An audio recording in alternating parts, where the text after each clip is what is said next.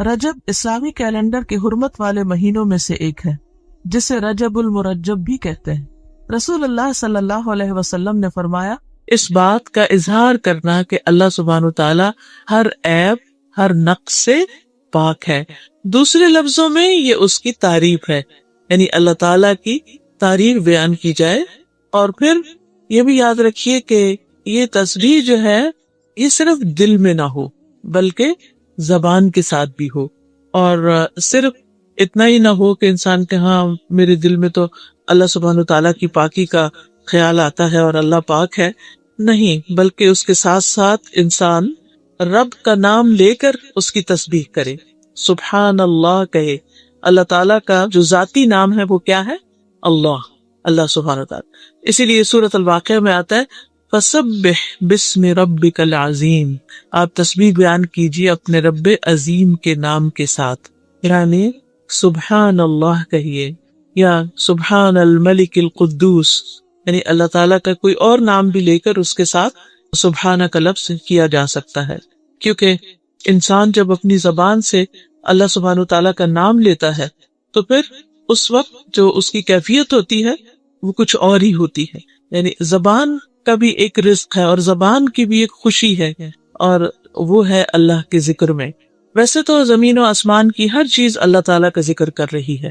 قرآن مجید میں سورۃ الاسراء میں آتا ہے تسبح لہ السماوات السبع والارض ومن فیہن، ساتوں آسمان اور زمین اللہ کی تسبیح کرتے ہیں، یعنی آپ جب دیکھیں آسمان کو تو سوچیں یہ اللہ کی تسبیح کرتا ہے، درختوں کو دیکھیں، پہاڑوں کو دیکھیں، نیچر کو دیکھیں، پھولوں کو دیکھیں، پتوں کو دیکھیں، کسی بھی چیز کو تو سوچا کریں یہ میرے رب کی تسبیح کر رہے ہیں۔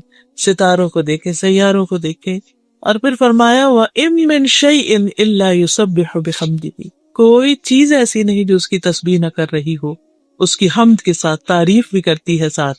وَلَٰكِن لَّا تَفْقَهُونَ تَسْبِيحَهُمْ، لیکن تم ان کی تسبیح کو سمجھتے نہیں، تم نہیں جانتے کہ یہ کس زبان میں کر رہے ہیں، یہ ان کی تسبیح کرنے کا انداز کیا ہے۔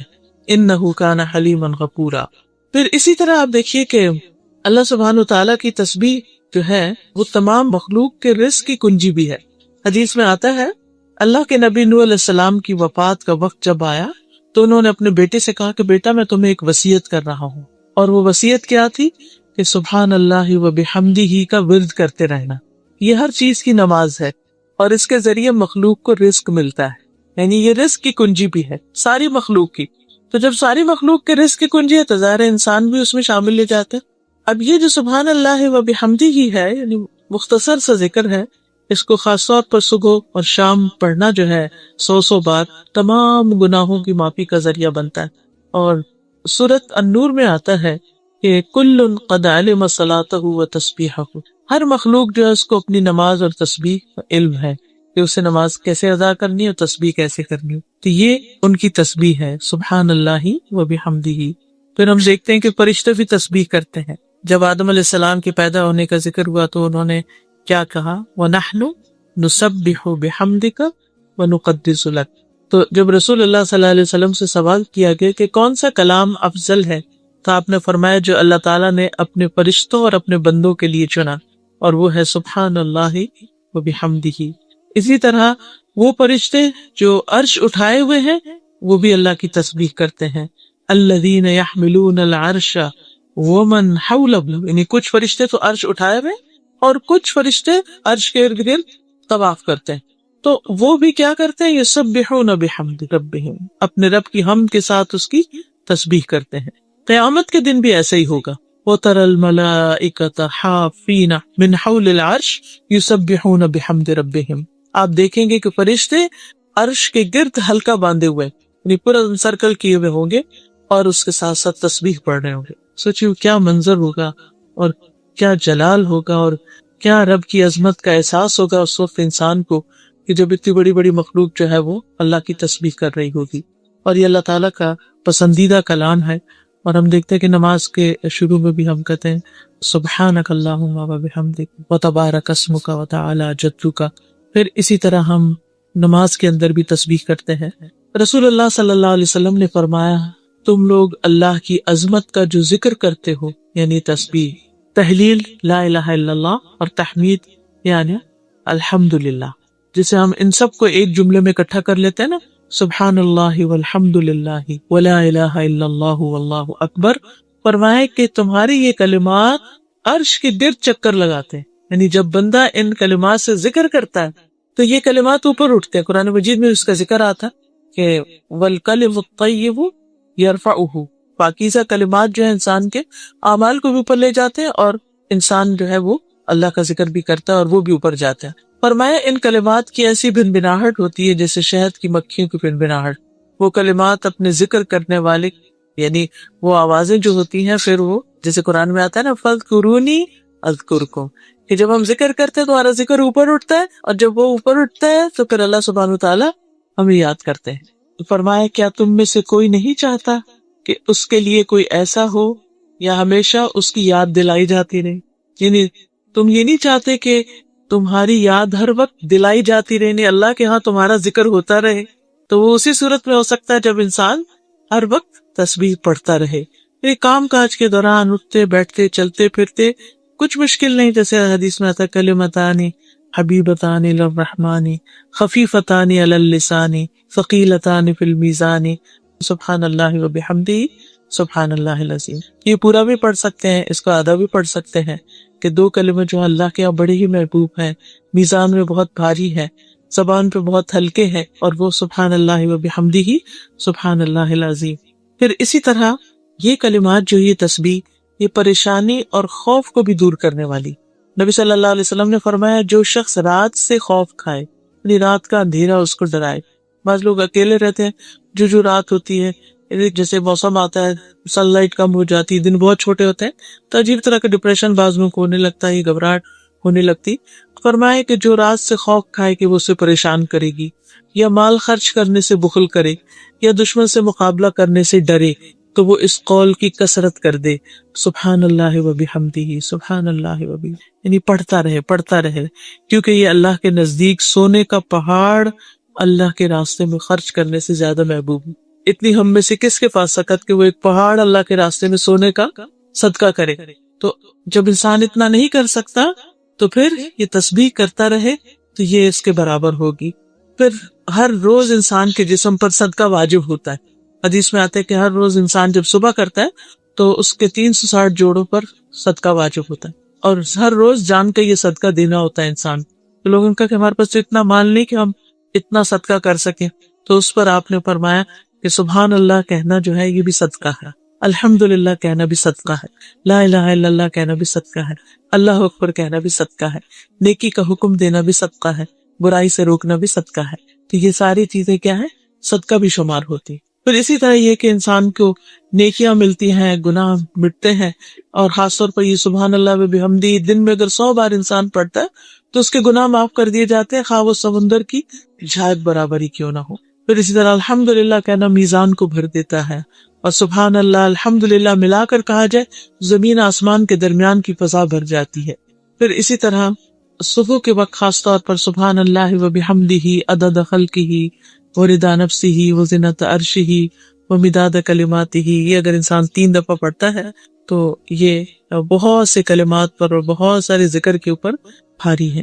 پھر اسی طرح تسبیحات جو ہیں یہ آگ سے بچاؤ کا ذریعہ بھی ہیں، یعنی آخرت میں، اور یہ جنت میں درخت لگانے کا ذریعہ بھی ہے تسبیحات. جو انسان تسبیح کرتا ہے اس کے لیے جنت میں کھجور کا درخت لگا دیا جاتا ہے. یاد رکھیے کہ جنت وہ گھر ہے کہ جس کی زمین اللہ نے سب کے حصے میں رکھی، سب بنو آدم کی، اور جہنم کی زمین سب کے لیے رکھے. تو کچھ لوگوں نے اپنی جنت کی زمین آباد کر لیا اور کچھ نے اپنی جہنم کی کر لی.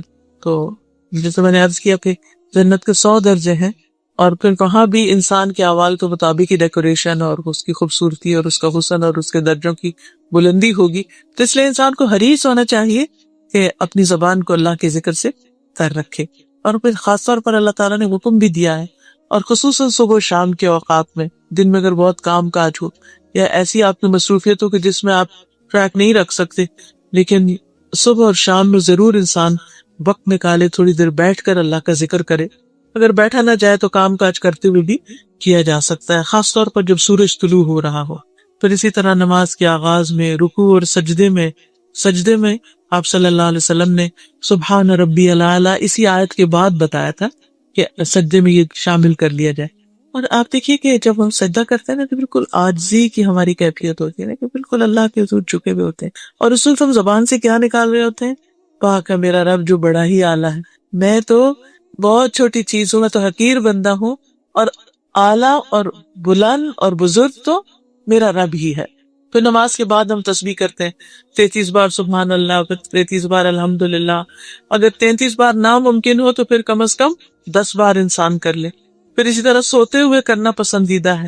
حضرت فاطمہ رضی اللہ تعالیٰ عنہ کو آپ نے یہ سکھائی تھی، کیونکہ وہ کام کاج کر کے تھک جاتی تھی، تو آپ نے ان کو بتایا کہ جب تم تھک جاؤ تو یہ تسبیحات پڑھ لو تو تمہاری تھکاوٹ دور ہو جائے گی۔ تو انسان واقعی جب رات کو لیٹتا ہے اور بعض اوقات نیند نہیں آتی یا کچھ، آپ تسبیح پڑھنا شروع کر دیں تو آپ کے اوپر ایسی سکینت طاری ہوگی کہ آپ کو پتہ بھی نہیں چلے گا اور سو چکے ہوں گے۔ نبی صلی اللہ علیہ وسلم کے جو آخری الفاظ ہوتے تھے رات کو سوتے وقت تسبیح ہی کے ہوتے تھے۔ ربیہ کہتے ہیں کہ میں دن بھر رسول اللہ صلی اللہ علیہ وسلم کی خدمت کیا کرتا تھا، جب رات آتی تو آپ کے دروازے کے پاس سو جاتا، میں ہمیشہ سنتا کہ آپ یہ پڑھ رہے ہیں سبحان اللہ سبحان اللہ سبحان ربی۔ میں تھک جاتا، میری آنکھوں پہ نیند غالب آتی، لیکن آپ یہ تسبیح پڑھ رہے ہوتے تھے۔ اس سے یہ پتہ چلتا ہے کہ جب باقی اذکار وغیرہ اور قرآن کی کچھ صورتیں، سورۃ ملک وغیرہ یہ انسان پڑھ لیتا ہے تو پھر سوتے ہوئے آخری جو کلمات اس کے منہ سے نکلنے چاہیے سبحان اللہ سبحان اللہ سبحان اللہ، یہ سبحان اللہ و بحمدہ، یہ سبحان ربی جیسے بھی ہو۔ اسی طرح رسول اللہ صلی اللہ علیہ وسلم جب قرآن پڑھتے تھے تو جب کوئی خوف والی جہنم والی آیت آتی تو اللہ کی پناہ مانگتے، رحمت والی آیت آتی تو اللہ کی رحمت مانگتے، اور جب ایسی آیت سے گزرتے جس میں اللہ کی تسبیح بیان کی گئی تو آپ بھی سبحان اللہ کہتے۔ خاص طور پر آپ دیکھیں مسبحات جو ہیں آخری پاروں میں جو صورتیں ہیں جس میں سبح للہ ما فی السماوات و ما فی الارض ریپیٹیڈلی آتا ہے، تو جب آپ پڑھیں تو رک کے آپ بھی اس وقت تسبیح کریں سبحان ربی الاعلی یا سبحان اللہ۔ اسی طرح بجلی کی کڑک سن کر، اور ویسے بغیر موقع کے بھی انسان اس کو پڑھ سکتا ہے، کیونکہ انسان کی رنج، غم، دکھ، پریشانیاں، رزق کی تنگی، ان سب چیزوں کا ایک طرح سے علاج ہے۔ تو فرمایا سبح اسم ربک الاعلی، کون ہے تمہارا رب؟ الذی خلق فسوی، جس نے پیدا کیا اور پھر درست بنایا، یعنی انسان کو اس طرح اس کو ہموار بنایا کہ اگر یہ اوپر کی سکن نہ ہوتی اور یہ پیڈنگ نہ ہوتی ہماری تو پھر ہر انسان کے لیے دوسرے کو چپتی ہی رہتی، اور انسان کے لیے دیکھنے میں بھی تکلیف دہ ہوتا اور ساتھ رہنے کے اعتبار سے، یعنی ہم جو لائف کو اتنا انجوائے کر رہے ہیں یہ اس وجہ سے کہ اللہ سبحانہ وتعالیٰ نے ہمیں بالکل پرفیکٹ درست بنایا اور بہت سموتھ بنایا۔ والذی قدر فہدی، وہ جس نے اندازہ ٹھہرایا، تقدیر مقرر کی، پھر ہدایت بخشی۔ والذی اخرج المرعی، جس نے چارہ اگایا، یعنی صرف انسان کے لیے نہیں بلکہ ساری مخلوقات کے لیے رزق پیدا کیا۔ تو نبی صلی اللہ علیہ وسلم کو خطاب ہے سنقرئک فلا تنسیٰ۔ ہوتا یہ تھا کہ آپ صلی اللہ علیہ وسلم پر جو وحی نازل ہوتی تو آپ کو یاد رکھنی ہوتی تھی، تو آپ کو فکر ہو جاتی تھی کہ پتہ نہیں مجھے یاد رہے گی یا نہیں، تو وہ سننے کے ساتھ ساتھ پڑھنے لگتے تھے۔ تو اللہ تعالیٰ نے فرمایا کہ نہیں، جب ہم پڑھ رہے ہو یعنی فرشتہ آپ کو سنا رہا ہو تو اس وقت آپ خاموشی اختیار کر کے صرف سننے پر فوکس کریں۔ اسی لیے جب کبھی آپ کو امام کے ساتھ نماز پڑھنے کی، کسی مسجد وغیرہ میں کبھی تراویح یا کہیں موقع ملے تو خاموشی سے پیچھے سے قرات سننی چاہیے، کیونکہ ہوتا یہ جیسے بہت سے لوگوں کو سورۃ یاسین یاد ہوتی ہے، یہ سورۃ الملک، تو جو ہی امام تراویح پڑھتے پڑھتے اس سورت میں آتا ہے سارے لوگ پیچھے پڑھنا شروع کر دیتے، تو اس سے امام کی نماز میں خلل ہو سکتا ہے۔ تو چاہے ہمیں آتا ہو یا نہ آتا ہو، جب امام قرات کر رہا ہو تو ہمارا فرض ہے کہ ہم اس قرات کو سنیں۔ الا ما شاء اللہ انہ یعلم الجہر وما یخفی، مگر جو اللہ چاہے ہم ضرور آپ کو پڑھائیں گے، پھر آپ نہیں بھولیں گے، یعنی آپ بے فکر ہو جائیں۔ اللہ سبحانہ وتعالیٰ نے جو ذمہ داری آپ پر ڈالی ہے لوگوں تک یہ کلام پہنچانے کی، تو پھر وہی آپ کی حفاظت کرے گا اور آپ کو یہ سکھا دے گا۔ پھر ہے وَنُيَسِّرُكَ لِلْيُسْرَىٰ، ہم آپ کے لیے آسانی پیدا کریں گے، یعنی ہم آپ کی آسانی کی طرف رہنمائی کریں گے۔ اب زندگی میں انسان پر مشکلات بھی آتی لیکن اس کے ساتھ ساتھ آسانی بھی ہوتی ہے۔ قرآن مجید میں آتا ہے اِنَّ مَعَ الْعُسْرِ یُسْرًا، تنگی کے ساتھ آسانی بھی ہے۔ لیکن یہ آسانی کب ہوتی؟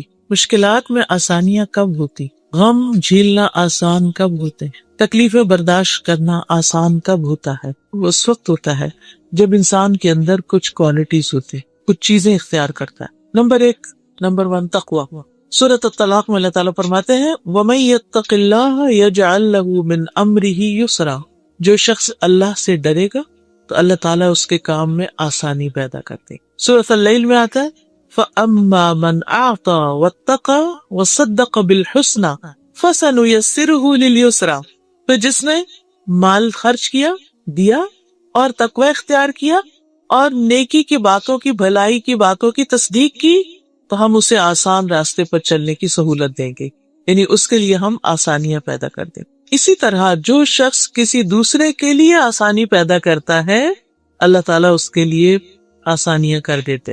ایک شخص تھا بنی اسرائیل میں، وہ لوگوں کو قرض دیا کرتا تھا اور اس نے اپنے غلام کو کہہ رکھا تھا کہ اگر کوئی شخص آئے اور نہ ادا کر سکے تو اس پہ سختی نہیں کرنا، اس کو ڈیل دے دینا، مہلت دے دینا، اور اگر کوئی ایسا جو دے ہی نہیں سکتا واپس تو اس کو معاف کر دینا ہے۔ تو اس کے اس طرز عمل، اس اخلاق کی وجہ سے اللہ سبحانہ وتعالیٰ نے اس کو بخش دیا، اس کے لیے آسانی فرما دی۔ اور ویسے بھی حدیث ہے، نبی صلی اللہ علیہ وسلم فرمایا جس نے کسی مومن سے دنیا کی تکلیفوں میں سے کسی تکلیف کو دور کیا، اللہ تعالیٰ اس سے قیامت کے دن کی تکلیفوں میں سے کسی تکلیف کو دور کر دے گا۔ اس اعتبار سے میں دیکھتی ہوں کہ ڈاکٹرز کا پیشہ جو ہے یہ بہت ہی اجر و ثواب والا ہے اور بہت اس اعتبار سے فائدے والا ہے کہ وہ دوسروں کے دکھ درد دور کرنے کا ذریعہ بنتے ہیں۔ اس میں محنت ہوتی ہے، مشقت ہوتی ہے، اور بعض اوقات اس محنت کی وجہ سے اور اس تکلیف اور اپنے آپ کو تکانے کی وجہ سے پریشان بھی ہو جاتا ہے، لیکن اگر انسان اپنی نیت یہ رکھے اپنے کام پر جاتے ہوئے کہ میں جا رہا ہوں تاکہ اللہ میرے ذریعے لوگوں کے دکھ درد دور کرے، تو انشاءاللہ اللہ سبحانہ وتعالیٰ اس نیت کی وجہ سے، ٹھیک ہے وہ اس کی جاب ہے، وہ اس کا کام ہے، لیکن نیت کے بغیر ہے، اس میں بھی فائدہ ہے، اور وہ فائدہ کیا ہے؟ دنیا کا فائدہ۔ لیکن جب انسان اس نیت سے جاتا ہے کہ میں دوسروں کا دکھ دور کروں، تو آپ دیکھیے کہ اس کے کام کی کوالٹی بھی بڑھ جائے گی، وہ کام کر کے چاہے وہ تھکا ہو، اس کے اندر ایک خوشی کا بھی احساس ہوگا کہ میں نے کسی کا دکھ دور کیا، اور پھر اجر ہی اجر ہے، اور اللہ سبحانہ وتعالیٰ اس کے بدلے اس انسان کے دکھ دور کرے گا۔ اور پھر جس نے کسی تنگ دست پہ آسانی کی، اللہ اس پر دنیا اور آخرت میں آسانی کرے گا۔ اور یہ تنگی بعض اوقات ایسے بھی ہوتا ہے نا کہ جیسے کوئی ہمارے ساتھ بیٹھا ہے تو وہ بیچارہ صحیح سے بیٹھ نہیں پا رہا، ہم تھوڑا سا سمٹ جائیں، ہم تھوڑی سی جگہ بنا دیں اس کے لیے۔ کوئی بزرگ ہے اپنی چیز اٹھا نہیں سکتا، اس کی چیز اٹھا لیں۔ کوئی کسی طرح، بعض لوگ خود کھا نہیں سکتے، آپ بزرگ ہو جاتے ہیں ان کو فیڈ کر رہے ہیں، بچوں کی آپ مدد کر رہے ہیں، کسی بھی اعتبار سے۔ تو اپنے گھر کے کام کاج میں بھی اگر آپ لگے ہوئے ہیں تو ان کو خوشی سے کیجئے کہ میں ان کی تکلیف دور کر رہی ہوں، اللہ تعالیٰ میری تکلیف کو دور کرے گا۔ اور جس نے کسی مسلمان کی پردہ پوشی کی، اللہ تعالیٰ اس کی دنیا اور آخرت میں پردہ پوشی کرے گا۔ اللہ تعالیٰ اس وقت تک بندے کی مدد میں ہوتے ہیں جب تک بندہ اپنے بھائی کی مدد میں لگا ہوا ہوتا ہے۔ جو کسی کی مدد کرتا رہتا ہے اللہ تعالیٰ کی طرف سے اس کے لیے مدد آتی ہے۔ اور پھر انسان کو دعا بھی کرنی چاہیے آسانیوں کے لیے۔ جیسے موسیٰ علیہ السلام پر جب نبوت کا بار ڈالا گیا تو انہوں نے کیا کہا؟ قال رب اشرح لی صدری ویسر لی امری، اللہ میرا سینہ کھول دے اور میرا کام آسان کر دے۔ اور یہ سینہ کھولنے کا مطلب صرف یہ نہیں ہوتا کہ ہمارا حافظہ اچھا ہو جائے، اس کا مطلب یہ ہوتا ہے کہ ہمارا دل بڑا ہو جائے، یعنی کہ جو دل کی گھٹن اور تنگی اور بخل یہ چیزیں ختم ہو جائیں۔ تو وہ جب دل کھلتا ہے نا اور دل میں وسعت آتی، انسان لوگوں کی بڑی بڑی باتوں کو معاف کر دیتا ہے، انسان دوسروں کی جگہ اپنے آپ کو رکھ کے دیکھتا ہے، انسان کی سوچ میں بھی وسعت آتی ہے، اور چھوٹی چھوٹی چیزیں اس کو پریشان نہیں کرتے۔ تو یہ دعا صرف اس وقت نہیں پڑھنی چاہیے جب ہم کوئی لیکچر دے رہے ہوں یا ہم صرف کوئی کتاب پڑھ رہے ہوں یا کوئی ایگزام ہو یا بچوں کو بتائیں، بلکہ عام زندگی میں بھی اس کو پڑھنا چاہیے کہ اللہ تعالیٰ میرا سینہ وسیع کر دے۔ یعنی جب دل بڑا ہوتا ہے نا تو انسان دوسروں کے دکھ درد بھی سن لیتا ہے، ان کے ساتھ ہمدردی بھی کر لیتا ہے، اور ان کی بہت سی زیادتیوں کو بھی، وہ اتنا بڑا ہے کہ بس پھینکتے جاؤ، اندر پھینکتے جاؤ جیسے کوئی چیز گم ہو جائے، نظر ہی نہ آئے۔ تو ایسا شخص اپنے دل پہ کوئی چیز ایسی نہیں رکھتا کہ جو اس کے لیے یا دوسروں کے لیے پھر تکلیف کا باعث ہو۔ پھر وَسَنُيَسِّرُكَ لِلْيُسْرَىٰ فَذَكِّرْ إِن نَفَعَتِ الذِّكْرَىٰ سَيَذَّكَّرُ مَن يَخْشَىٰ وَيَتَجَنَّبُهَا الْأَشْقَىٰ۔ آپ نصیحت کیجئے اگر نصیحت فائدہ دے۔ نبی صلی اللہ علیہ وسلم کو خطاب ہے کہ اگر لوگ سننا چاہیں، قبول کریں تو آپ ان کو بتائیے، کیونکہ سورۃ الذاریات میں آتا ہے وَذَكِّرْ فَإِنَّ الذِّكْرَىٰ تنفع المؤمنین، آپ نصیحت کرتے رہیے کیونکہ نصیحت مومنوں کو فائدہ دیتی ہو۔ اور آپ نے دیکھا ہوگا کہ بعض اوقات ہم جیسے اپنے ہی بچوں کو کوئی بات کہتے ہیں تو اس وقت وہ لگتا ہے انہوں نے سنی نہیں یا وہ سننا نہیں چاہ رہا، لیکن اگر ہم نہ کہیں ان کو تو اس کو بھی وہ مس کرتے ہیں، اور اس کا ہمیں اندازہ نہیں ہوتا. ایک دفعہ ایسے میں نے غصے میں آ کے اپنے بیٹے سے کہا کہ اب میں اس کے بعد تمہیں نہیں کہوں گی، تو اس نے کہا نہیں نہیں آپ مجھے کہتی رہیں گی، کیپ ٹیلنگ می. تو اس سے مجھے احساس ہوا کہ ہاں ہمیں فیڈ اپ نہیں ہونا چاہیے، چاہے لینے والا بہت ریسیپٹیو نہ بھی ہو یا توجہ نہ کرے، ہوں کر کے لگے جیسے سنا کچھ نہیں. تو ہم نے دیکھا کہ ہم سب کے ساتھ بھی ایسا ہے نا کہ جب ہم چھوٹے تھے تو ہمارے ماں باپ ہمیں کئی باتیں کہتے تھے جو ہمیں سمجھ نہیں آتی تھی، اور اس وقت تو ان کا فائدہ نہیں ہوا یا ہم نے اٹھایا نہیں ان باتوں سے، لیکن بڑے ہو کے پھر ہمیں یاد فلاں موقع پر مجھے یہ نصیحت کی گئی تھی، فلاں موقع پر یہ بات کہی گئی تھی. تو زندگی میں کہیں نہ کہیں کسی نہ کسی موقع پر فائدہ دیتی ہے. اس لیے اگر آپ کے پاس کوئی بھی اچھی بات ہے کسی کو بتانے کے لیے تو اس کو بتاتے رہیے. ہو سکتا ہے اس وقت وہ شخص ویلیو نہ کرے لیکن بعد میں اس کو سمجھ آ جائے. رسول اللہ صلی اللہ علیہ وسلم نے فرمایا مومن اس حال میں پیدا کیا گیا ہے کہ وہ آزمائش میں مبتلا ہونے والا، توبہ کرنے والا، بھولنے والا ہوتا ہے، لیکن جب اسے نصیحت کی جاتی ہے تو قبول کر لیتا ہے، مان جاتا ہے. پھر اسی طرح نبی صلی اللہ علیہ وسلم کو یہ بھی حکم دیا گیا تھا فذکر بالقرآن من یخاف وعید، قرآن کے ساتھ اس شخص کو نصیحت کیجیے جو میرے عذاب سے ڈرتا. نصیحت کس کو فائدہ نہیں دیتی؟ عموماً اس کو جس کا دل غافل ہو، یا جو اس سے منہ موڑ جائے، یا جو اس کا انکار کرے. عبداللہ بن مسعود کہتے ہیں کہ رسول اللہ صلی اللہ علیہ وسلم نے فرمایا اللہ تعالیٰ کو سب سے زیادہ ناپسندیدہ بات یہ لگتی ہے کہ ایک آدمی دوسرے سے کہے کہ اللہ سے ڈرو اور وہ آگے سے جواب دے کہ تم اپنی فکر کرو. یہ جملہ جو ہے اللہ تعالیٰ کو سخت ناپسند ہے. کبھی ہمیں غصہ آ جاتا ہے نا کہ کوئی ہمیں کچھ کہہ رہا ہو تو ہم کہتے ہیں بس ٹھیک، مائنڈ یور اون بزنس، ہمیں زیادہ باتیں کرنے کی ضرورت نہیں. تو یہ بات اللہ تعالیٰ کو پسند ہے، چاہے ہمیں اس وقت نہ بھی اچھے ہو، اریٹیٹ ہی ہو رہے ہو کسی کی باتوں سے، لیکن صبر کر جانا چاہیے. کیونکہ کچھ چیزیں ایسی ہیں جن کو قبول نہ کرنے کا نتیجہ بہت ہولناک اور خطرناک، جیسے رسولوں کی باتیں، ایمان لانے کی بات، یا جو بنیادی فرائض کی ادائیگی کی بات ہے. فرمایا کہ جو بدبخت ہوگا وہ منہ موڑ جائے گا اور وہ پھر بہت بڑی آگ میں جا پڑے گا. یعنی اشارہ ہے جہنم کی آگ کی طرف جس کا ایندھن انسان اور پتھر ہوں گے. ایک حدیث سے صرف اندازہ لگائیے کہ وہ کتنی ہولناک آگ ہے.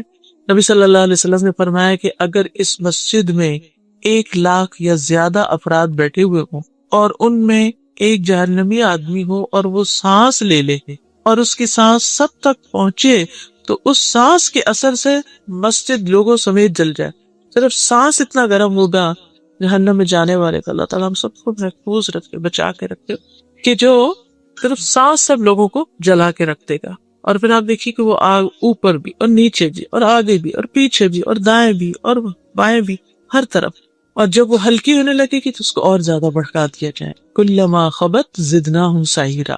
اور پھر وہاں موت نہیں آئے گی. دنیا میں تو یہ ہوتا نا جب کوئی تکلیف حد سے بڑھ جاتی ہے تو انسان کے اندر برداشت کی قوت نہیں رہتی، وہ ختم ہو جاتا ہے. لیکن وہاں پر برداشت کی قوت بھی اتنی دے دی جائے گی اور انسان نہ مرے گا اس میں اور نہ جیے گا.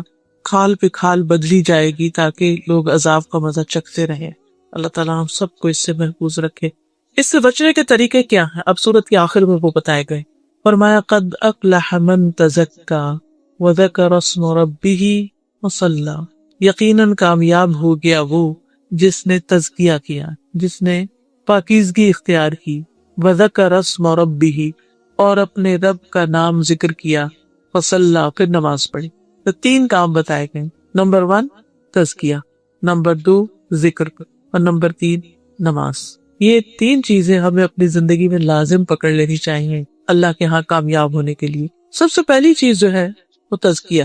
عربی زبان میں تزکیہ کہتے ہیں. تزکیہ کے اندر 2 چیزیں، ایک ہے تخلیہ اور ایک ہے تحلیہ. تخلیہ کا مطلب ہوتا ہے کسی چیز کو خالی کرنا، صاف کرنا. جیسے مثال کے طور پر جب آپ اپنے برتن ڈش واشر میں ڈالنے لگتے ہیں تو پہلے کیا کرتے ہیں؟ خالی کرتے ہیں، ان کو رنس کرتے ہیں اور پھر اس کو اندر رکھتے ہیں. تو پھر اس میں آپ سوپ وغیرہ ڈالتے ہیں جو بھی، اور وہ پھر اس کو دھوتا ہے اور وہ چمکا دیتے ہیں، صاف ستھرے ہو جاتے ہیں. تو یہی تزکیہ کا عمل ہے کہ انسان اپنے نفس کا تزکیہ 2 طریقوں سے کرے. نمبر 1 کہ اس کے اندر جو بھی کوئی ال فیلنگز ہیں کسی کے لیے، یا شیطانی وسوسے ہیں، یا اللہ کے بارے میں ایمان یا توکل میں کمی ہے، تو ان چیزوں کو باہر نکالے، اس شک کو اور شہوات اور شبہات اور خواہشات کو. اور پھر دوسرا یہ کہ اس کے اندر اپنے دل کو مزین کرے. دل کو خوبصورت بنائے، بیوٹیفائی کرے، اور وہ ہوتا ہے ایمان سے، تقوی سے، اللہ کے توکل سے، اللہ پر توکل کرنے سے. یعنی وہ چیزیں جو اللہ تعالیٰ کو ہم سے چاہیے وہ ہم اپنے دل میں رکھیں، اور اس کی روشنی ایسی ہو کہ کوئی بھی شیطان کا وسوسہ ہے تو وہ اس کو ختم کر کے رکھ دے. تو یہ تزکیہ کا عمل جو ہے یہ انسان زندگی بھر جاری رکھتا ہے. تزکیہ دل کا بھی ہوتا ہے، تزکیہ زبان کا بھی ہوتا ہے کہ زبان سے انسان ایسے الفاظ اور ایسے باتیں کرنا چھوڑ دے کہ جو دوسروں کے لیے تکلیف اور اذیت کا باعث ہو. پھر اسی طرح انسان اپنی ظاہری زندگی میں بھی طہارت کا اہتمام کرے، پاکیزگی کا، اپنے لباس، اپنے جسم، اپنے رہنے سہنے کی جگہ، اپنے ہر چیز کے اندر صفائی ستھرائی کا اہتمام کرے، کیونکہ ان اللہ یحب التوابین ویحب المتطہرین. دوسری چیز یہ ہے وذکر اسم ربہ، اپنے رب کا نام لے، اپنے رب کا ذکر کرے. تو ذکر میں دعا بھی آتی ہے، تسبیح بھی آتی ہے، نماز بھی آتی ہے، قرآن بھی آتا ہے. سب سے پہلی چیز تو دعا ہے.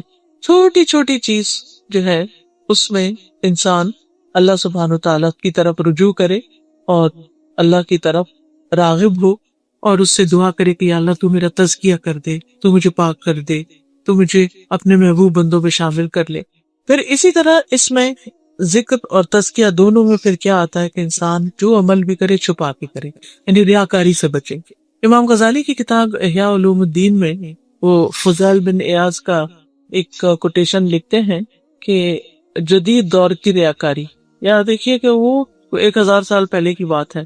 اس وقت کہتے ہیں جدید دور کی ریاکاری، کہتے ہیں پہلے لوگ تو ان کاموں کو دکھاتے تھے، شو آف کرتے تھے جو انہوں نے کیے ہوتے تھے، اور اب کے دور میں لوگ ان چیزوں کا شو آف کرتے جو انہوں نے کیا نہیں ہوتا. تو میں نے کہا اگر آج امام غزالی ہوں تو وہ کیا کہیں کہ تو اس میں آپ دیکھیے کہ یہ چیز تزکیے کے منافی ہے کہ انسان اول تو یہ کہ کچھ کرنے میں سستی کرے، اور اگر تھوڑا بہت کرے تو اس کا اشتہار بہت دے، اور پھر ان چیزوں کو بھی اپنے ذمہ لے لے، اپنے آپ کو کریڈٹ دے ان چیزوں کا جو اس نے سرے سے کیا ہی نہیں. پھر اسی طرح تزکیہ میں فائدہ دیتا ہے موت کو یاد رکھنا. انسان جب اپنے آخری گھر، اپنی منزل، اپنی کل کی زندگی کو دیکھتا ہے تو مسلسل کوشش کرتا ہے. آج کل آپ سب دیکھ رہے ہوں گے ہر طرف سوشل میڈیا کے اوپر جنید جمشید کی لائف کے اوپر چھوٹے چھوٹے ویڈیو کلپس، اس کے بیان، اس کی مختلف چیزیں، اس کی تصویریں، اس کی پہلی تصویریں، اس کے بعد کی تصویریں. تو آج صبح میری بیٹی نے کویسچن مجھے لکھا کہ ماما وائی پیپل لو ہم سو مچ، اور اتنا زیادہ اس کا ہر کوئی رو رہا ہے. پاکستان سے لکھا اس نے، ہر کوئی رو رہا ہے، کیا وجہ؟ میں نے کہا بیٹا دیکھو کہ اس نے دنیا میں انسان جو ڈریم کرتا ہے نا، نیم ہو، فیم ہو، اس کے پاس سب کچھ ہو، اتنا کچھ اس کے پاس تھا، اس نے وہ سب چھوڑ کے اپنی آخرت کے لیے ایک ٹوٹلی اپوزٹ لائف سٹائل اختیار کر لیا. اور اتنا بڑا چینج آسان نہیں ہوتا. آپ دیکھیے ہمیں چھوٹی سی بھی اپنی عادت بدلنی ہو یہ بہت مشکل ہوتا ہے. اور پھر آپ دیکھیے کہ اس کا دن رات اسی میں گزر رہے تھے. آخری اس کا آپ دیکھیں جمعہ کا خطبہ دیکھیں، اس کی نماز دیکھیں، آخری ٹویٹ دیکھیں، آخری بات دیکھیں، یعنی اور پھر کچھ ریسنٹلی کلپس والے دیکھے موت کا ایک جگہ ذکر کر رہا ہے کوئی. تو میں سوچتی ہوں کہ ایک عام انسان بھی کرتا ہے تو اس کی بات بھی اثر کرتی ہے، مگر ایک ایسا شخص جب کرتا ہے تو پھر اللہ سبحانہ تعالیٰ جب کسی سے محبت کرتا ہے تو جبریل کو فرماتے ہیں کہ میں اس بندے سے محبت کرتا ہوں، تم بھی محبت کرو. تو بہرحال انسان تزکیہ تبھی کر سکتا ہے جب وہ موت کو یاد رکھتا ہے. میرے پاس جو کچھ بھی وہ سبھی چھوڑ جانا ہے، تو کیوں نہ انسان اپنے ہاتھ سے دے، کیوں نہ انسان ایسی چیزوں کو چھوڑ دے جو اس کی آخرت کے لیے نقصان دہ ہے. تو جتنا زیادہ آخرت کا یقین ہوتا ہے اتنا ہی تزکیہ کا عمل تیز ہو جاتا ہے. پھر اسی طرح جتنی زیادہ اللہ تعالیٰ سے محبت ہوتی ہے، معرفت ہوتی ہے، اتنا ہی تزکیہ زیادہ ہوتا جاتا ہے. تو اللہ کے نام کا ورد جو ہے وہ بھی تزکیہ میں مدد دیتا ہے. پھر اچھے دوستوں کی صحبت، اچھی کمپنی جس میں انسان نہ غیبت کرے نہ کرے. ایک اور چیز اس کے بارے میں جنید جمشید کے بارے میں آپ نے سنی ہوگی کہ اتنے اچھے اخلاق کا تھا کہ کبھی کسی محفل میں بیٹھ کے کسی کی غیبت وغیرہ نہیں کرتا تھا، نہ کسی کی برائی، نہ کچھ، نہ بلا وجہ کسی کو کریٹیسائز کرنا. ہم دیکھو بہت سے بعض اوقات ریلیجس اسکالرز بھی اس میں آ جاتے ہیں کہ کبھی کسی کے اوپر تنقید شروع کر دی، کبھی کسی پہ، لیکن ہمیشہ ہر ایک کی تعریف اور ہر ایک کے بارے میں اچھے. میں کہتی ہوں انسان کا کیا جاتا ہے اگر وہ کسی پہ تنقید کرنے کی بجائے اس کی تعریف شروع کر دے. اور جب آپ ایسا شروع کر دیتے تو آپ کا اپنا ہی دل خوش ہو جاتا ہے، کیونکہ آپ کو پھر خوبیاں نظر آنا شروع ہو جاتی ہیں. تو اچھے دوستوں کی کمپنی، اچھے لوگوں کے ساتھ اٹھنا بیٹھنا کہ جو لوگوں کی غیبت نہ کریں، برائی نہ کریں، ان پہ تنقید نہ کریں، یہ انسان کے ایمان کو بھی بڑھاتا ہے اور انسان کا تزکیہ بھی کرتا ہے۔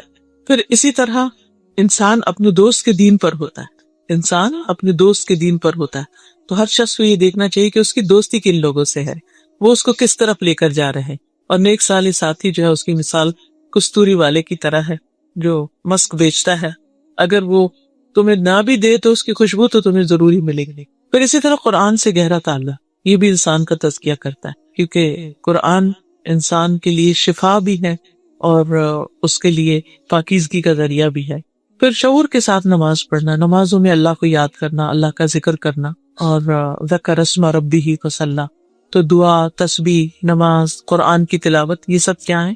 ذکر ہی کی قسم ہے، اور یہ سب تزکیہ میں مدد دیتے ہیں۔ فصلی، پھر خاص طور پر نماز، کیونکہ نماز جو ہے وہ انسان کے گناہوں کو معاف کرنے کا ذریعہ ہے، انسان کے اللہ سے ملاقات ہے۔ بیسیکلی نماز میں انسان اللہ سبحانہ تعالیٰ کے سامنے ہوتا ہے۔ حدیث میں آتا ہے کہ جب بندہ نماز کے لیے کھڑا ہوتا ہے تو وہ اللہ کے چہرے کی طرف ہوتا ہے، یعنی اور اگر یہ انسان کو احساس ہو جائے نا نماز میں کہ میں اللہ کے سامنے کھڑا ہوں، تو اس کی کیفیت ہی بدل جائے گی، اس کا احساس ہی بدل جائے گا۔ بہت سے لوگ پوچھتے ہیں نماز میں کیسے خوشبو لائیں، بس یہ سوچنے کی ضرورت ہے کہ ہم کھڑے کس کے آگے، بات کس سے کر رہے ہیں اور مناجات کس سے کر رہے ہیں۔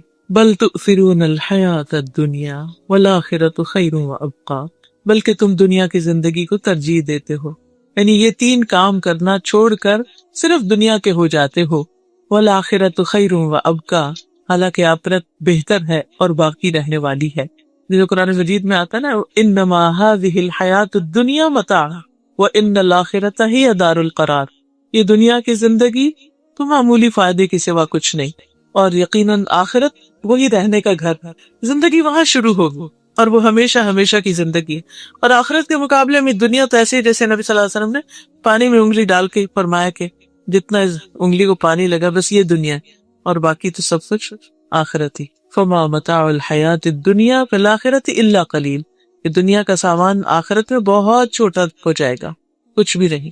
اور پھر آپ صلی اللہ علیہ وسلم نے فرمایا جس نے دنیا طلب کی اس نے اپنے آخرت کو نقصان پہنچایا نہیں، اس میں اعتدال ہونا چاہیے۔ انسان اگر سارے وقت صرف دنیا دنیا کی طرف جاتا رہے تو پھر وہ آخرت میں جو چیزیں فائدہ دینے والی ہیں ان میں کمی کر دیتا ہے، ذکر میں کمی ہو جاتی ہے، نیک مجلسوں میں بیٹھنے میں کمی ہو جاتی ہے، نماز میں جلدی جلدی انسان بغیر خشوع کے نماز پڑھنا شروع کر دیتا ہے۔ اور جس نے آخرت چاہی اس نے اپنی دنیا کا نقصان کیا، یعنی پھر دنیا کے کچھ کام میں چاہے وہ اپنا وقت ہو یا مال ہو یا کچھ بھی، اس میں وہ ضرور اس اعتبار سے کمی کرتا ہے۔ تم باقی رہنے والی کی خاطر فنا ہونے والی کا نقصان ہونے دو، کوئی بات نہیں، اگر دنیا میں کچھ تھوڑا بھی ہو گیا تو ڈزنٹ میٹر، یہ جتنا بھی ہے وہ بھی چلا جائے گا، تو جو آگے کے لیے بھیج رہے ہو وہ ہمیشہ باقی رہے گا۔ تو پوری صورت کا خلاصہ جو ہے وہ یہ ہے کہ سب سے پہلے ہمیں اللہ کی تسبیحات کثرت سے کرنی چاہیے، کیونکہ سبح اسم ربک الاعلی، اٹھتے بیٹھتے سبحان اللہ وبحمدہ سبحان اللہ العظیم۔ دوسری بات یہ کہ خیر کی کوئی بات سامنے آئے تو اس کو دلچسپی سے پڑھنا یا سننا یا لینا چاہیے، یعنی خوشی سے لینا چاہیے۔ پھر جنت کا شوق رکھنا چاہیے اور جہنم سے پناہ مانگو، دعا کرنی چاہیے کہ اللہ تعالیٰ ہمیں تو آگ سے محفوظ رکھنا۔ اسی لیے ہم دیکھیں جب ہم یہ دعا کرتے ہیں نا، ربنا آتنا فی الدنیا حسنۃ وفی الآخرۃ حسنۃ، اور خاص طور پر آخر میں پھر کیا، دنیا کی بھلائی بھی مانگ لی، آخرت کی بھی مانگ لی، وقنا عذاب النار، تو یہ ہمیں اپنی دعا میں لازم شامل کر لینا چاہیے۔ دن میں کم از کم ایک دفعہ یہ دعا لازم پڑھیں، ربنا آتنا فی الدنیا حسنۃ وفی الآخرۃ حسنۃ وقنا عذاب النار، اور ہمیں آگ کے عذاب سے بچا لے۔ پھر یہ کہ ہمیں اپنے تزکیہ نفس کی کوشش کرتے رہنا چاہیے، اور اس کے لیے جو ہنٹس میں نے دیے ہیں، چند ایک چیزیں کی رہنمائی کی ہے ان کو، اور پھر نماز کے ذریعے اللہ کا قرب تلاش کرنے کی کوشش کرنی، کیونکہ سجدے میں انسان سب سے زیادہ اللہ کے قریب ہوتا ہے۔ تو جو شخص اللہ سے محبت کرتا ہے اس کو سجدے میں بڑا ہی لطف آتا ہے، اس کے سجدے بھی لمبے ہو جاتے ہیں، کیونکہ جو جس سے محبت کرتا ہے وہ اس سے ملنا چاہتا ہے، اس کے قریب ہونا چاہتا ہے۔ تو جب انسان اللہ سے محبت کرتا ہے تو اس کی علامت کیا ہے، نشانی کیا ہے، کہ پھر اس کو نمازوں سے محبت ہونے لگتی ہے۔ اور اگر ایسی محبت نہیں تو وہ بھی مانگ لینی چاہیے کہ اللہ تعالیٰ ہمیں محبت دے دے، نمازوں کو ہماری آنکھوں کی ٹھنڈک بنا دے، کہ ہم جو بھی پڑھے خوشی سے پڑھے، بوجھ اتارنے والی بات نہ ہو۔ اور آخری چیز یہ کہ دنیا کے مقابلے میں ہم آخرت کو ترجیح دیں۔ اللہ سبحانہ وتعالی ہمیں اس کی توفیق عطا فرمائے۔ ابھی ہم نے بات کی نا کہ جو شخص تقوی اختیار کرتا ہے اللہ تعالیٰ اس کے کاموں میں آسانی پیدا کر دیتا. تو یہ تقوی حاصل کرنے کی دعا ہے. تو یہ دعا میں آپ کو کہلوا دیتی ہوں ایک دفعہ تاکہ آپ گھر میں بھی اس کو پڑھ لیا کریں. تو دعا کا فائدہ یہ ہوتا ہے کہ انسان جن چیزوں کو اپنی زندگی میں مشکل پاتا ہے وہ آسان ہونے لگتی. اللہم البسنا ریڈ آپ ٹو می تاکہ آپ کو اگر کوئی لفظ پڑھنے میں مشکل ہو تو آسانی ہو جائے. اللہم البسنا لباس التقوی. اللہم البسنا لباس التقوی والزمنا کلمۃ التقوی واجعلنا من اولی النہی وامتنا حین ترضی وادخلنا جنت المأوی واجعلنا ممن بر واتقى وصدق بالحسنى ونهى النفس عن الهوى واجعلنا ممن تيسره لليسرى وتجنبه العسرى وجعلنا ممن يتذكر فتنفعه الذكرى اللهم اجعل سعينا مشكورا وذنبنا مغفورا ولقنا نضرة وسرورا واكسنا سندسا وحريرا واجعل لنا أسابر من ذهب ولؤلؤا من ذهب ولؤلؤ وحريرا. ترجمہ ہے اللہم اے اللہ البسنا لباس التقوی ہمیں تقوی کا لباس پہنا یعنی ہماری ہر چیز کے اندر تقوی ہو. الزمنا کلمۃ التقوی اور ہمیں تقوی والی بات سے یعنی ہمارے لیے لازم کر دے. وجعلنا من اولی النہی اور ہمیں عقل مند لوگوں میں شامل کر دے. وامتنا حین ترضی اور ہمیں اس وقت موت دینا جب تو ہم سے راضی ہو. وادخلنا جنت المأوی اور ہمیں جنت المأوی میں داخل کر دینا. وجعلنا ممن بر واتقى اور ہمیں ان لوگوں میں شامل کر دینا جو نیک ہے اور انہوں نے تقوی اختیار کیا. وصدق بالحسنى اور نیکی کی بھلائی کی تصدیق کی. ونهى النفس عن الهوى اور اپنے نفس کو خواہشات سے روکا ہے. وجعلنا ممن تيسره لليسرى اور ہمیں ان لوگوں میں شامل کر دے جن کے لیے تو آسانی پیدا کرے گا یعنی ان کو آسان راہ دکھائے گا. وتجنبه العسرى اور ان کو مشکل سے بچائے گا. وجعلنا ممن يتذكر فتنفعه الذكرى اور ہمیں ان لوگوں میں شامل کرتے کہ جو نصیحت پکڑتے ہیں تو نصیحت ان کو فائدہ دیتی ہے. اللہم اجعل سعینا مشکورا اے اللہ ہماری کوشش کو قابل قدر ٹھہرا. وذنبنا مغفورا اور ہمارے گناہ کو بخش دے. ولقنا نضرة وسرورا اور ہمیں تر و تازگی اور خوشحالی عطا کر. وقسنا سندسا وحریرا اور ہمیں سندس اور حریر یعنی ریشم عطا کر. وجعل لنا اساور من ذهب ولؤلؤ وحریرا اور ہمارے لیے کنگن سونے اور موتی کے اور ریشم کا لباس بنا دے یعنی آخرت میں انشاءاللہ. اور اس سے پیچھے ہے اللہم انی اسألک الہدی والتقی والعفاف والغنی. اللہ میں تجھے سوال کرتی ہوں ہدایت کا، تقوی کا، پاکیزگی اور بے نیازی کا. اللہم آت نفسی تقواہا وزکھا انت خیر من زکاہا انت ولیہا ومولاہا. اے اللہ میں نفس کو تقوی عطا کر اور اسے پاک کر دے، تو بہترین ہے جو پاک کر سکتا ہے اس کو، تو ہی اس کا ولی اور مولا ہے. سبحان اللہ والحمد للہ ولا الہ الا اللہ واللہ اکبر ولا حول ولا قوة الا باللہ العلی العظیم. اللہم صلی علی محمد وعلی آل محمد کما صلیت علی ابراہیم وعلی آل ابراہیم إنك حميد مجيد. اللهم بارك على محمد وعلى آل محمد كما باركت على إبراهيم وعلى آل إبراهيم إنك حميد مجيد. ربنا آتنا في الدنيا حسنة وفي الآخرة حسنة وقنا عذاب النار. ربنا لا تزغ قلوبنا بعد إذ هديتنا وهب لنا من لدنك رحمة إنك أنت الوهاب. ربنا هب لنا من أزواجنا وذرياتنا قرة أعين واجعلنا للمتقين إماما. یا حی یا قیوم برحمتک استغیث. یا اللہ پاک جو کچھ ہم نے پڑھا ہے ہمیں اس پر عمل کی توفیق عطا فرما. اللہ ہمارے سینوں کو کھول دے، ہمیں حق کی بات، اپنی بات، نصیحت کی بات فائدہ عطا کرے. یا اللہ ہمارے ایمان کو محفوظ رکھنا، ہمارے بچوں کو ایمان پر قائم رکھنا. یا اللہ جن بچوں کی ابھی شادی نہیں ہوئی اور شادی کی عمر میں ہے ان کو بہترین رشتے عطا فرما. یا اللہ جو اپنے رزق کی طرف سے پریشان ان کی پریشانی دور فرما. یا رب العالمین اس گھر پر اپنی خیر و برکت نازل فرما، ان کو صحت اور عافیت عطا فرما. اللہ جتنی بھی بہنیں آئی ہیں سب کا آنا قبول فرما اور سب کو صحت و عافیت سے نواز. یا رب العالمین یا ارحم الراحمین جو فوت ہو گئے ہیں ان کی بخشش فرما دے. اللہم اغفر لہ وارحمہ وعافہ واعف عنہ واکرم نزلہ ووسع مدخلہ واغسلہ بالماء والثلج والبرد ونقہ من الخطایا کما ینقی الثوب الابیض من الدنس.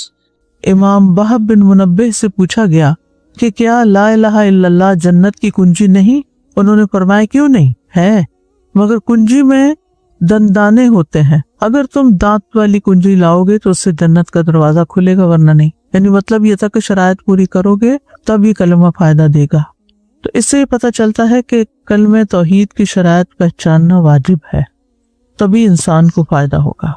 عن عبادہ رضی اللہ عنہ عن النبی صلی اللہ علیہ وسلم قال من شہد ان لا الہ الا اللہ وحدہ لا شریک لہ وان محمدا عبدہ ورسولہ وان عیسیٰ عبد اللہ ورسولہ وکلمتہ القاہا الی مریم وروح منہ والجنۃ حق والنار حق ادخلہ اللہ الجنۃ علی ما کان من العمل.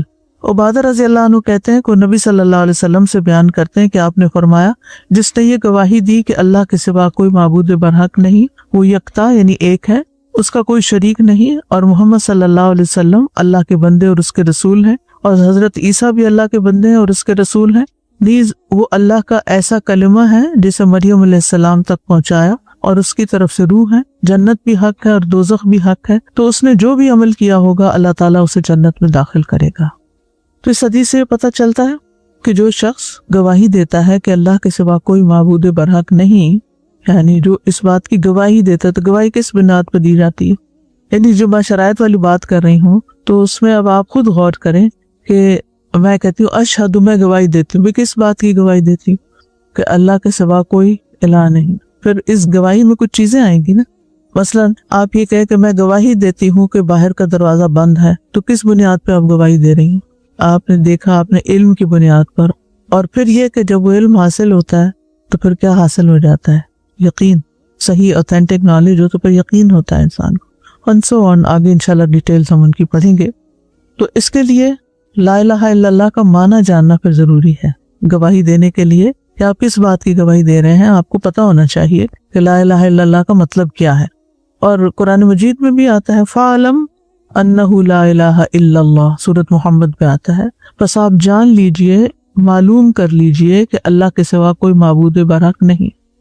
اسی طرح ایک اور مقام پر فرمایا إِلَّا مَنْ شَهِدَ بِالْحَقِّ وَهُمْ يَعْلَمُونَ، سورۃ زخرف کی آیت ہے. مگر جو حق کے ساتھ گواہی دیں اور وہ جانتے بھی ہوں، یعنی سچی گواہی ہو، ٹھیک ہے نا، سچائی بھی ضروری ہے اس میں، اوپر سے نہ ہو، اور وہ جانتے بھی ہوں یعنی علم کی بنا پر گواہی ہو. تو اگر کوئی شخص اس کلمے کو سمجھے بغیر اور اس کے تقاضوں پر عمل کیے بغیر پڑھتا ہے تو اس کا کوئی فائدہ نہیں ہوگا. ٹھیک ہے، اسی لیے آپ دیکھیں کہ آج مسلمانوں کی اکثریت کا حال کیا ہے. وہ ہیں تو صحیح، وہ کہتے تو ہیں مسلمان ہیں، لیکن کیا واقعی مسلمان ایسے ہی ہوتے ہیں جو ہمارے اعمال ہیں؟ بنیادی وجہ کیا ہے؟ بس ایک رٹا رٹایا جملہ بول دیا ہے، لیکن انہیں نہ اس کا علم ہے کہ کیا کہہ رہے ہیں، نہ اس کا یقین ہے، اور نہ دیگر چیزیں ہیں اس میں، مطلب ہی نہیں پتا. اگر آپ سروے کریں نا آپ میں سے ہر ایک صرف 5 لوگوں سے کلمہ سن کے آئے کل یعنی اگلے ویک میں، اور پھر مجھے بتایا کہ کیا ان کو کلمے کا صحیح پروننسیشن بھی آتا ہے، کیونکہ پہلے میں نے یہ سروے ایک دفعہ کروایا تھا ایسے پڑھاتے ہوئے، تو کوئی لا الہ الا اللہ کہہ رہا تھا، کوئی کسی طرح یعنی کہ کلمہ بھی نہیں پڑھنا آتا۔ اور پھر میننگ کیا ہے آپ پوچھئے، الہ کا کیا مطلب ہے؟ وہ کہتے ہیں کہ معبود کا کیا مطلب ہے؟ جس کی عبادت کی جاتی ہے، پھر آپ نماز ہی نہیں پڑھتے، آپ کیا عبادت کر رہے ہیں؟ کیا الہ مان رہے ہیں اس کو؟ یعنی آپ نے اس کو الہ مانا ہوا ہے تو ماننے کا مطلب ہے پھر ہم اس کی عبادت کریں۔ اگر اس کو معبود مانتے ہیں تو پھر ہمیں کیا کرنا چاہیے؟ پھر عبادت کرنی چاہیے، ورنہ تو ہم نے اس کو معبود ہی نہیں مانا۔ ہم تو عبادت کر رہے ہیں اپنے نفس کی، یا ہم عبادت کر رہے ہیں یعنی باتیں مان رہے ہیں لوگوں کی، معاشرے کی۔ تو اجمالی طور پر کلمے کو جاننا تو فرض ہے، اور تفصیل جاننا جو ہے بہت ڈیٹیل جاننا یہ فرض کفایہ ہے۔ جو جتنی تفصیلات جانتا ہوگا اتنا ہی بہتر عمل کر سکے گا۔ اجمالی طور پر کا کیا مطلب ہوتا ہے؟ یعنی سرسری ظاہری بیسک نالج جو ہے، بریف، اجمال بریف کو کہتے ہیں، اس کے اپوزٹ تفصیل ہوتا ہے، کیونکہ نبی صلی اللہ علیہ وسلم نے خود اس کی بہت یعنی کیٹیگوریکلی کوئی تفصیلات نہیں بتائی، یہ پھر علماء نے اخذ کی ہیں قرآن و سنت سے۔ ابن تیمیہ رحمہ اللہ کہتے ہیں یہ بات مسلمہ ہے یعنی پروون ہے کہ ہر شخص پر رسول اللہ صلی اللہ علیہ وسلم کی لائی ہوئی شریعت پر اجمالاً ایمان لانا ضروری ہے، اور یہ بھی مانی ہوئی بات ہے کہ رسول اللہ صلی اللہ علیہ وسلم کی لائی ہوئی شریعت کی تفصیلات جاننا فرض کفایہ ہے، یعنی ڈیٹیلز کو جاننا فرض کفایہ ہے۔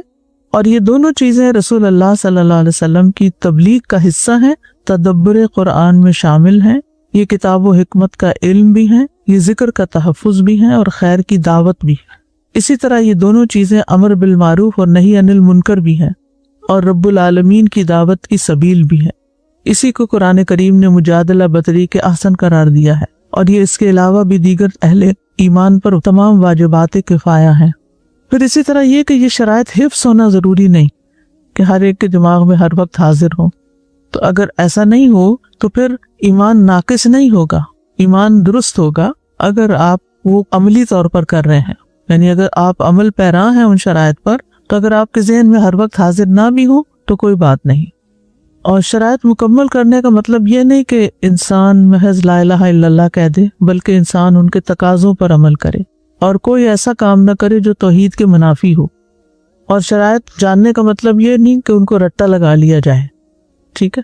مثلا اگر میں پوچھوں کہ کلمے کے حروف کتنے ہیں، تو کسی کو بھی نہیں یاد ہوں گے، کبھی گنے ہی نہیں، تو اس کا کیا مطلب پھر آپ کو کلمہ نہیں آتا یا آپ کلمہ ویلڈ نہیں ہے؟ نہیں، ایسی بات نہیں ہے، یعنی تو کچھ تفصیلات جاننا ضروری نہیں ہوتا، لیکن کوئی ایسا عمل جو اس کے منافی ہو کلمے کے تو وہ پھر نقصان دے گا۔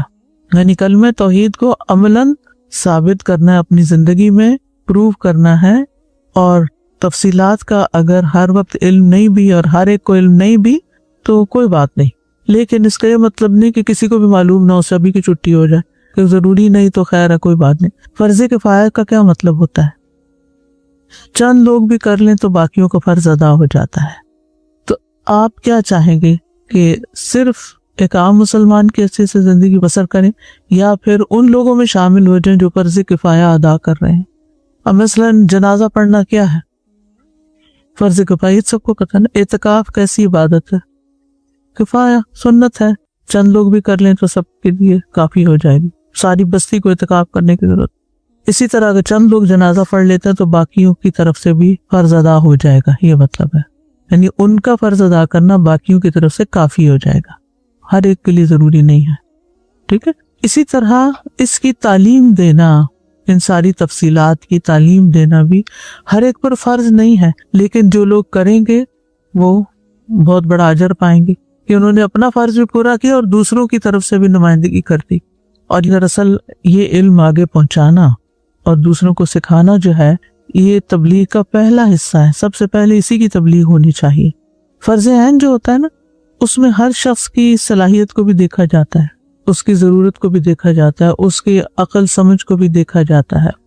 تو کچھ لوگ ذہین و فطین ہوتے ہیں، وہ جلدی بات کو سمجھ جاتے ہیں، آگے ایکسپریس کرنا بھی بڑا اچھی طرح جانتے ہیں، کچھ لوگوں کے کمیونیکیشن سکل بہت اچھی ہوتی ہیں، لیکن ایک کند ذہن انسان جو ہے، یہ ایک عام انسان جس کا دھیان ہے ہی نہیں ان چیزوں کی طرف، تو اس کے لیے پھر ایسے کام کرنا مشکل ہے۔ تو اس لیے اللہ تعالیٰ نے ہمارے دین میں سہولت رکھی ہے، ہر ایک کو ہر چیز کا مکلف قرار نہیں دیا، 5 نمازیں تو فرض ہیں، وہ تو کن ذہن ہو یا ذہین ہو یا مسکین ہو، غریب ہو، فقیر ہو، امیر ہو، بادشاہ ہو، کوئی بھی ہو، سب کے لیے فرض ہے. تو یہ نماز کی طرح فرض نہیں ہے ان تفصیلات کو جاننا. اسی لیے آج تک اگر ہم نے نہیں جانی تو مسلمان تو ہیں، اب اگر جان لیں گے تو اگلے لیول پہ چلے جائیں گے، اور اگر انشاءاللہ جان کر دوسروں کو بھی بتائیں گے تو بہت زیادہ اجر و ثواب ہوگا. اس سے اچھا ٹاپک کیا ہو سکتا ہے کہ ہم اللہ تعالیٰ کے بارے میں کسی سے بات کریں، ایمان پر کسی سے بات کریں، لا الہ الا اللہ پر کسی سے بات کریں.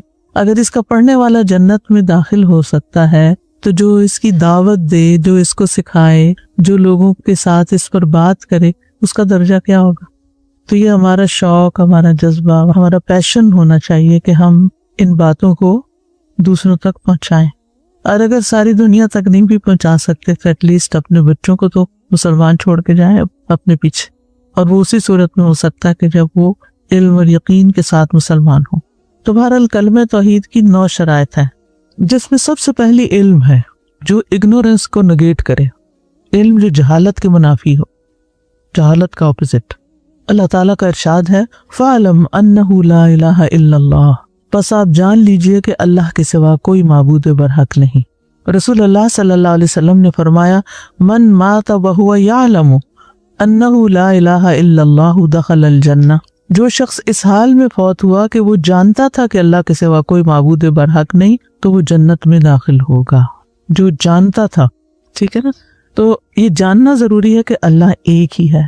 کہہ دینا ٹھیک ہے، مان لیا آپ نے، کہہ دیا مان لیا، لیکن اس کا علم ہونا ضروری ہے.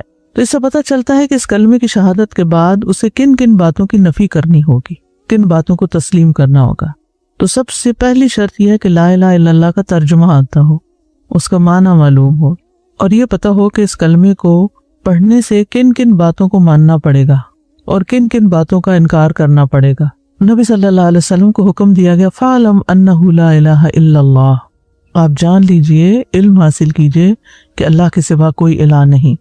تو اس سے یہ پتہ چلتا ہے کہ کفر سے نکل آنے اور ایمان میں داخل ہو کر درجات بلند کرنے کے لیے علم اور اللہ کی معرفت پہلی شرط ہے.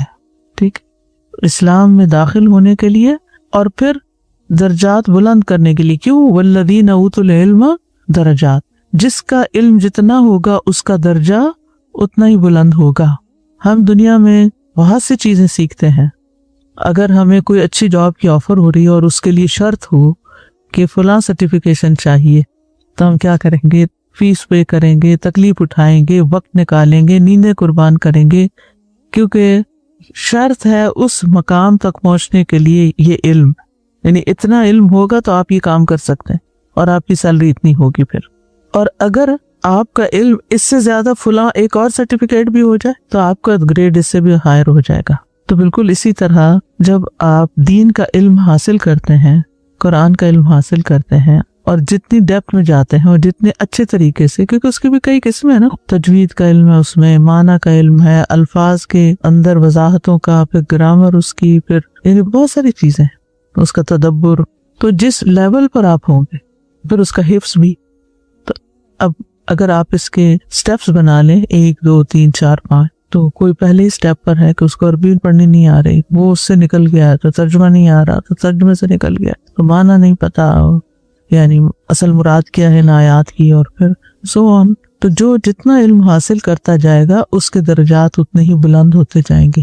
اور یہ درجات پھر نیچے کبھی نہیں ہوتے. دنیا میں تو کیا ہوتا ہے کہ کبھی آپ بہت اونچے جاتے ہیں، پھر آپ ریٹائر ہو جاتے ہیں، یا وہ اپرچونٹی چلی جاتی ہے تو ایک دم سب کچھ ختم ہو جاتا ہے. لیکن یہ جو آپ دین کا علم حاصل کرتے ہیں اور پھر اس میں آگے جاتے ہیں اور ترقی کرتے ہیں اور اپنے آپ کو پختہ کرتے ہیں اور آگے بڑھاتے جاتے ہیں اور مسلسل سیکھتے جاتے ہیں اور محنت کرتے جاتے ہیں، تو جتنے آپ کے موت تک درجے بلند ہو چکے وہ سیل کر دیے جائیں گے، وہ پھر نیچے نہیں آئیں گے، آپ اسی درجے پر آپ ہوں گے. تو اس لیے ہم میں سے ہر ایک کو اس بات کا شوق رکھنا چاہیے.